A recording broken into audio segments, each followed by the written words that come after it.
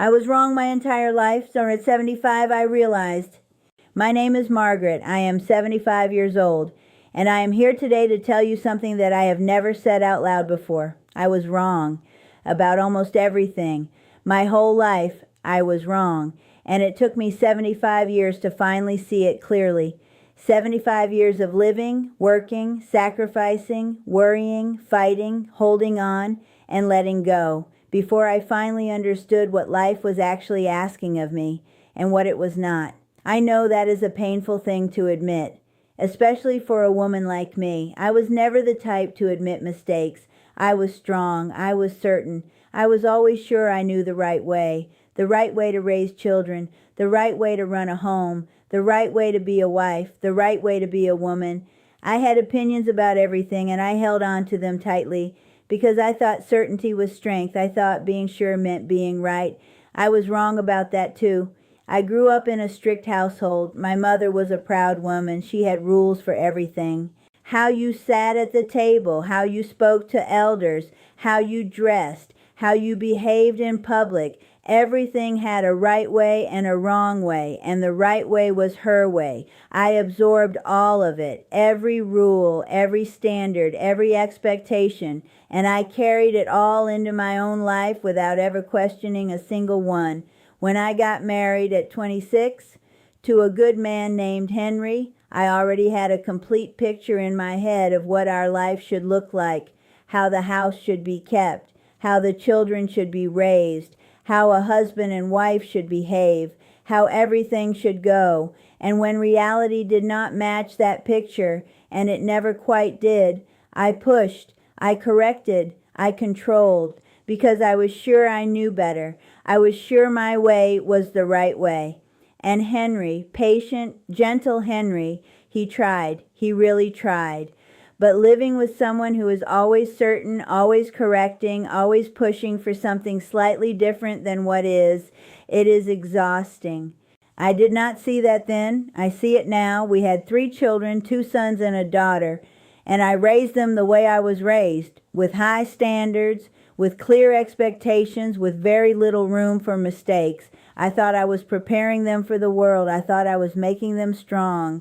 What I did not understand, not until much later, was that I was also making them afraid to fail in front of me, afraid to be imperfect, afraid to come to me with their struggles because they already knew what I would say. I would tell them what they did wrong. I would tell them how to fix it. I would not just hold them. I did not know how to just hold them. My daughter Claire moved far away when she was in her mid-20s. She said she needed space. I was hurt. I was angry. I told myself she was ungrateful, that I had given her everything and she had walked away. It took me 15 years to understand that she had not walked away from me. She had walked toward herself, toward room to breathe, toward a life where she could make mistakes without feeling judged. And that broke my heart, not because she left, but because I was the reason she felt she had to. My son David stopped calling as often when he was in his 30s. I noticed, but I told myself he was busy. Men get busy. That is normal. But deep down I knew. Every time we talked, I somehow managed to point out something he could be doing better. A better job, a better apartment, better choices with his money. I was not trying to be critical. I genuinely thought I was helping. I thought that was love, pointing out what could be better so the people you love could improve. But that is not love. That is fear dressed up as love. Fear that the people you love will fail. Fear that their imperfection reflects on you. Fear that if you do not keep pushing, everything will fall apart. I lived in that fear for decades, and I called it responsibility. Then when I was 68, Henry got sick. It was his heart. He spent 2 weeks in the hospital, and I sat beside him every single day. And in those 2 weeks, with the noise of normal life stripped away and just the 2 of us in that quiet room, Henry said something to me that I will carry for the rest of my life.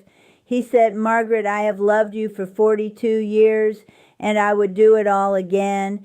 But I want you to know something. I always wished you could have loved yourself a little more, because I think if you had, you would have been easier on the rest of us. I did not respond. I could not. I just held his hand and stared at the wall, but those words went inside me, and they never left. He recovered. Thank God he recovered. But I did not go back to the same life. I could not, because something had cracked open and the light was coming through. I started asking myself a question I had never asked before. Not, what is the right way to do this?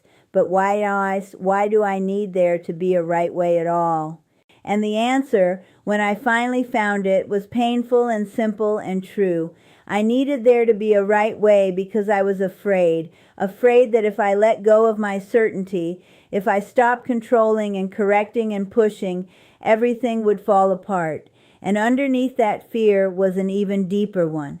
The fear that if I was not useful, if I was not managing everything, if I was not needed, I would not matter. I had spent 68 years trying to matter by being indispensable, by being the one who knew best, by being the one everyone depended on, and I had missed so much in the process. I had missed just enjoying my children instead of constantly shaping them. I had missed just loving Henry instead of constantly improving him. I had missed just living instead of constantly managing. So I changed, slowly, imperfectly, with a lot of stumbling. I called Claire. It was one of the hardest phone calls of my life. I said, I know I was not easy to live with. I know I made you feel like you were never quite enough. I am sorry. She was quiet for a long time. And then she cried. And then I cried. And then she said, Mom, I always knew you loved me. I just did not always feel it. That sentence taught me more than 70 years of being certain ever had. Knowing and feeling are not the same thing. You can love someone completely and still make them feel unseen. You can have the best intentions and still cause real pain. I had to learn that. I had to sit with it. I had to let it change me. I started practicing something I had never practiced before. Silence. When one of my children told me about a decision I disagreed with, I stayed quiet. I listened. I asked questions instead of giving answers. I said, tell me more about that instead of, here is what you should do. It was harder than anything I have ever done. My whole body wanted to jump in, to fix, to advise, to steer. But I held back, and something remarkable happened. My children started talking to me more, not less. They started calling more often. They started sharing things they had never shared before, because for the first time, they felt safe to be imperfect in front of me, and I realized that was all they had ever wanted.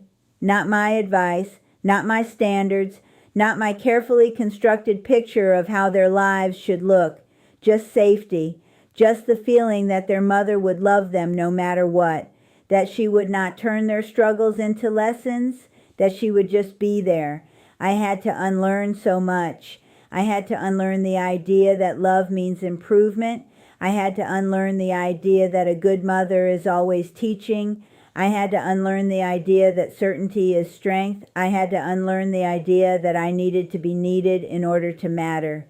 And in the unlearning, in the letting go of all that old heavy certainty, I found something I had been looking for my entire life without knowing it. Rest. Deep, genuine rest. The rest that comes when you stop performing and just exist. When you stop managing and just live. When you stop trying to be right and just try to be real.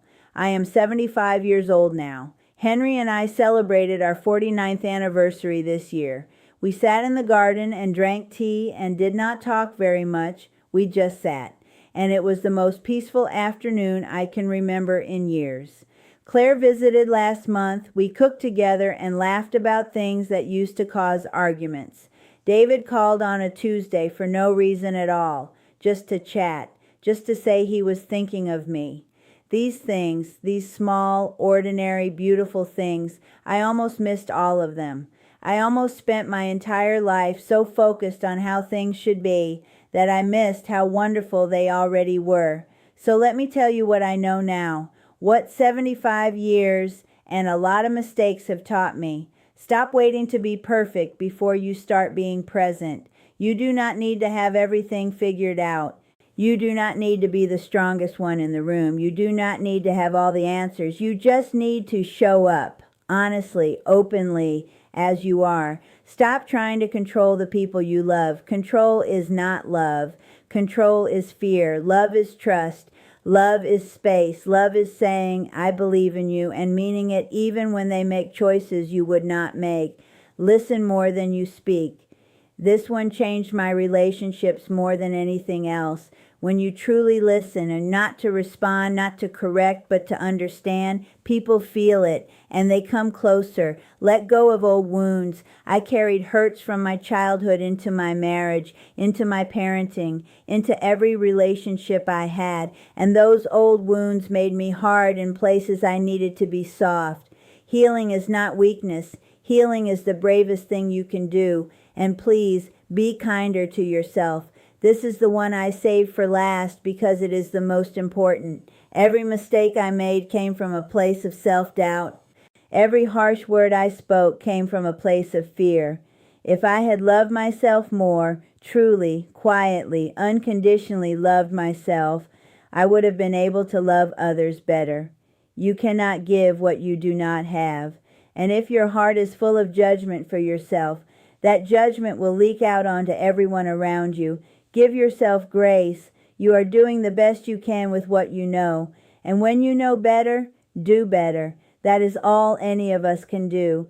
My name is Margaret. I am 75 years old. I was wrong about so many things for so many years, and I am grateful, deeply, genuinely grateful, that I lived long enough to see it, to change, to come back to the people I love with a softer heart and open hands. It is never too late. That is the most important thing I can tell you. It is never too late to say I am sorry. It is never too late to change. It is never too late to become the person you always meant to be. Start today, not tomorrow, not after things settle down. Today. Your people are waiting. Your life is waiting, and it is more beautiful than you know. Thank you for listening. If this reached something in you, please share it. Someone in your life needs to hear it.